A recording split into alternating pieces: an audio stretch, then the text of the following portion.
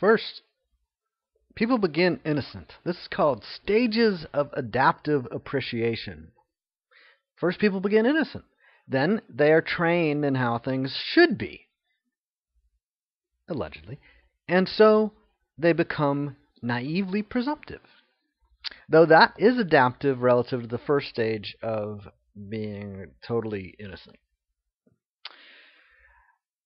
Then, if the presumptive way, that particular presumptive way that things should be, does not work very well in every single situation, well, then some slight revisions, or maybe large revisions, but initially perhaps slight ones, are made in regard to the updated idealism of how things really should be, because now we've learned that that first model of how things should be, well, it wasn't all that refined. We had the 10 basic shoulds, of the second graders, 10 crayon box of crayons. Now we're moving up to the 24 box of crayons, and we got more refinement. We got more, clarity about this is how things really should be now. Okay, so now that reformed and refined presumptiveness becomes eventually arrogance. It can happen, as in self-righteousness, because these are the right 24. Those people that only have the 10 crayons or the 10 presumptions or whatever, that's not the right should. I got the right shoulds now. Those other people, they don't have as good a set of shoulds as I do. And all of us are, of course, better than the innocent people who I just don't have any concern for. I don't have anything good to say about them at all, but I'm way better than the people with those, really rudimentary, elementary models of should. I got the advanced models of should going here because I'm in 7th grade or 3rd grade or whatever. Okay. So again, that may be adaptive relative to the prior stage. More refinement, more distinctions, using a more adapted model of presumptiveness, or how things should be. Next, after perhaps a few distinct idealisms have been tried and have all failed to correspond to reality completely, right? Because they're just models, a cynical perfectionism may develop.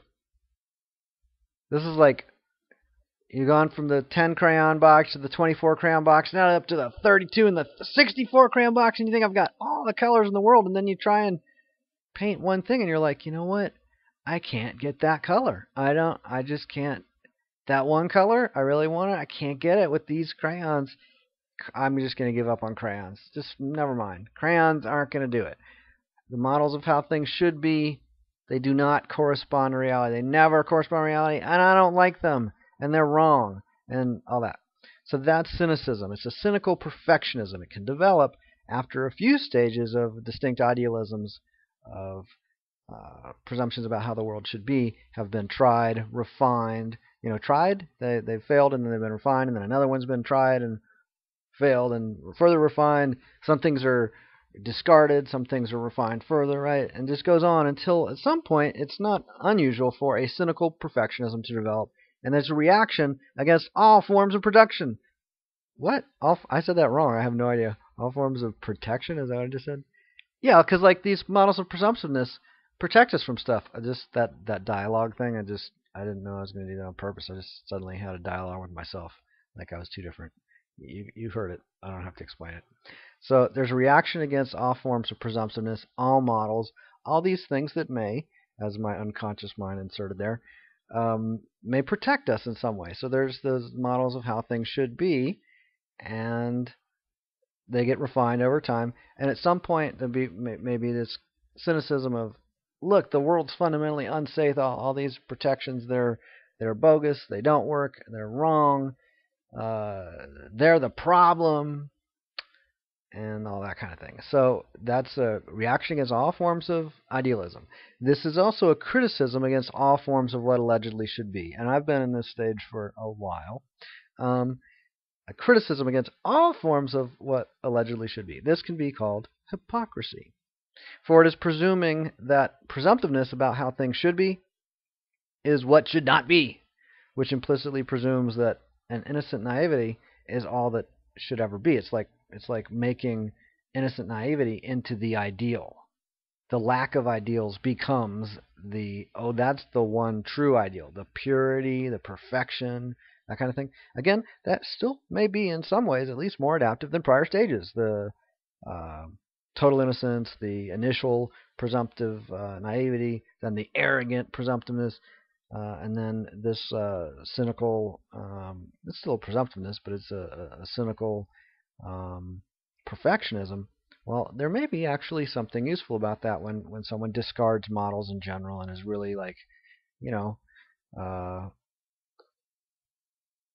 looking at how life itself works rather than operating from a particular model as the basis of everything. So it's a really an explorer's stage, a courageous stage. Maybe has its own little risks and foolishnesses in it. Um, so it may be more adaptive though. So, but that stage of cynical perfectionism, well, once that does not work well either, then humility and grace may eventually develop. This could call this appreciation. We could call it acceptance, but we're going to go with humility and grace for the moment. Then there is an appreciation possible for every stage. These different stages. First, the naive innocence, then the naive presumptiveness. Oh, I know what it should be.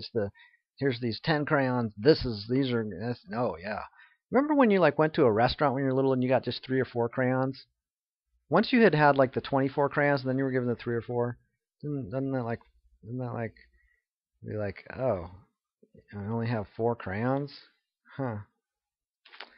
So there's this, growing appreciation of complexity and diversity and so forth. But initially, 1 crayon or 3 crayons, that's a lot. So there's the naive innocence, then the naive presumptiveness, then, I know how to draw things right. I know how things should be, all that. And then the arrogant presumptiveness of not only do I know how things are right, but uh, I know that my little sister, she's doing it wrong. I'm gonna be, kind enough not to tell her directly, but really I'm laughing at her behind her back because I've got the right way to draw a tree or a sun or whatever she does.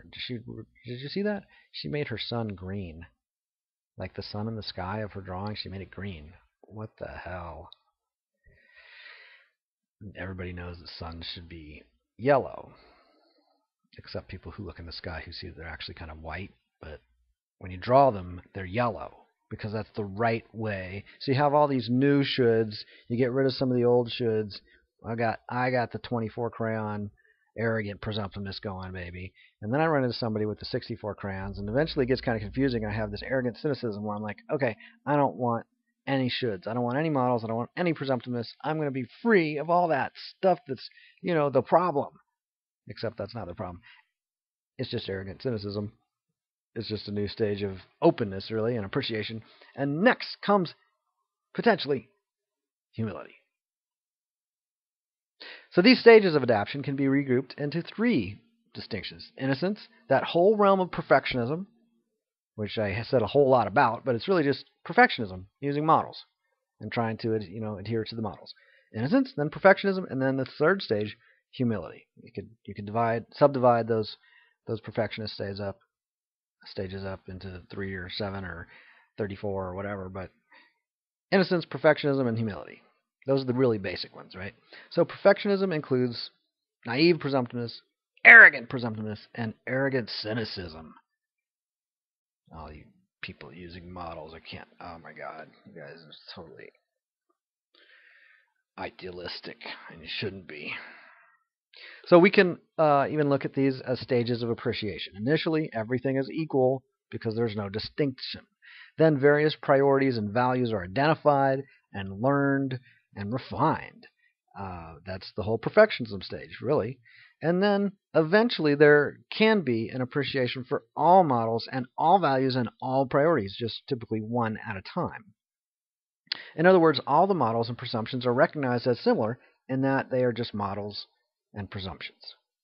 In any particular case, one or more models may be most relevant or useful. Right? Any particular case, some particular presumption or model may be most relevant. But there can still be an appreciation for each model as unique. Even if it's not relevant to a particular situation, it can be appreciated. And there can be an appreciation for all models as only being models. So if there's a contradiction or a gap, a divergence between reality and a particular model, I'm really clear. The model isn't what should be ultimately. It's just a model of how things could be, and supposing that should things arise in that way, well, then if it's got a